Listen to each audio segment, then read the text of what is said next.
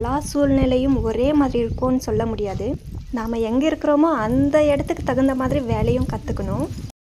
Already நான் பறிக்கிறது, இன்னும் சில வேலையை என்னால் சொல்ல தெரியல எனக்கு. இப்படி கொஞ்சம் இந்த ஒரு முடிவை எடுத்திருக்கேன்.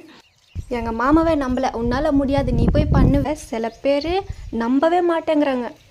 உன்னால் முடியாது, நீ போய் மாடு மேய்க்க போறியா? வீடியோ ஸ்கிப் பண்ணாமல் பாருங்கள். வாங்க வீடியோக்குள்ளே போகலாம். ஹாய் ஃப்ரெண்ட்ஸ், காலை வணக்கம். நான் பண்ணிகிட்டு இருக்கிற வேலையை பார்த்து நிறைய பேர் சிரிக்கிறாங்க. சில பேர் நம்பவே மாட்டேங்கிறாங்க. உன்னால் முடியாது, நீ போய் மாடு மேய்க்க போறியா அப்படின்ட்டு கேலி பண்ணுறாங்க. நாம் கல்யாணம் பண்ணிட்டு வந்தது வில்லேஜுக்கு. ஸோ எல்லா நேரமும் எல்லா சூழ்நிலையும் ஒரே மாதிரி இருக்கும்னு சொல்ல முடியாது. நாம் எங்கே இருக்கிறோமோ அந்த இடத்துக்கு தகுந்த மாதிரி வேலையும் கற்றுக்கணும். ஆல்ரெடி நான் டமாட்டோ பறிக்கிறது, பூ பறிக்கிற வேலை, தக்காளி செடிக்கு டைன் கட்டுறது, பெல்ட் காய் பறிக்கிறது, கடலக்காய் பறிக்கிறது, இன்னும் சில வேலையை என்னால் சொல்ல தெரியல எனக்கு. இப்படி கொஞ்சம் வேலையை கற்றுக்கிட்டு இருக்கேன். ஆல்ரெடி கற்றுக்கிட்டேன். ஒரு 4 வருஷம் கேப் விட்டுட்டேன். ஸோ அப்போ கூட பார்க்குறவங்க என்னை நம்பலை. சிட்டிலேருந்து வந்த பொண்ணு இந்த வேலையெல்லாம் பண்ணுறலா, பரவாயில்லையே அப்படி சொன்னாங்க. பட் நான் கொஞ்ச நாள் கேப் விட்டுட்டேன், ஏதோ ஒரு ரீசனால்.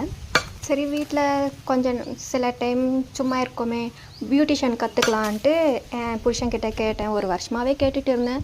டெய்லரிங் தான் கற்றுக்கிட்டு இருக்கேன்ல. ஸோ துணி வருதில்ல, துணி தைச்சிட்டு இரு, வேறு எங்கேயும் வேணாம், வேறு எதுவும் கற்றுக்க வேணான்னு சொல்லிட்டாங்க. ஸோ நம்ம ஒரே வேலையை நம்பிட்டு இருக்க முடியாது. அந்த பண்டிகை டைமில் துணி வரும், வேறு நார்மல் டைமில் அவ்வளோவா துணியெல்லாம் வராது. ஸோ ஃப்ரீயாக தான் இருக்க போகிறேன். அதனால வேறு ஏதாச்சும் வேலை பண்ணலாமேன்ட்டு இந்த ஒரு முடிவை எடுத்திருக்கேன். எங்கள் மாமாவே நம்பலை. உன்னால் முடியாது, நீ போய் பண்ணுவியா, உன்னால் முடியாதான்ட்டு நக்கல் தான் பண்ணிகிட்டு இருந்தாங்க. என்னால் முடியும், நான் பண்ணுறேன், நீ சப்போர்ட் மட்டும் பண்ணுன்னு சொன்னேன். ஸோ ஓகேன்ட்டு அவங்களும் ஓகே சொல்லிட்டாங்க. இதுக்கு மேலே சில பேர் நினைக்கலாம், என்னம்மா ஆட்டம் போட்டுட்டு இருந்தேன், ரீல்ஸ் பண்ணிகிட்டு இருந்தேன், இப்போ மாடு மேய்க்கிறாளேன்ட்டு நக்கல் பண்ணலாம். நான் நினைக்கிறேன், மாடு மேய்க்கிறது கேவலமான விஷயமோ அசிங்கமான விஷயமோ இல்லைன்ட்டு. நமக்கு பிடிச்சி நமக்கு விருப்பமான வேலையை செஞ்சால் அது எந்த வேலையாக இருந்தாலும் நல்லா தான் இருக்கும்.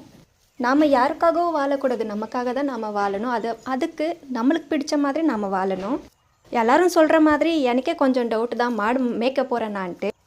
ஸோ அதனால் நான் என்ன வாங்க போகிறேன்ட்டு நெக்ஸ்ட் வீடியோவில் சொல்ல போகிறேன். நீங்கள் பார்க்கணுன்னா ஃபாலோ பண்ணி வச்சுக்கோங்க. ஓகே, லைக் பண்ணுங்கள், ஷேர் பண்ணுங்கள், இதுக்காச்சும் சப்போர்ட் பண்ணுங்கள். விவசாயம் பண்ணாச்சும் சப்போர்ட் பண்ணுவீங்கன்னு எதிர்பார்க்குறேன். ஓகேவா? பாய். இன்ஸ்டாவில் 10K ரீச் ஆக போகுது. எல்லாருக்குமே தேங்க்யூ ஸோ மச். பாய்.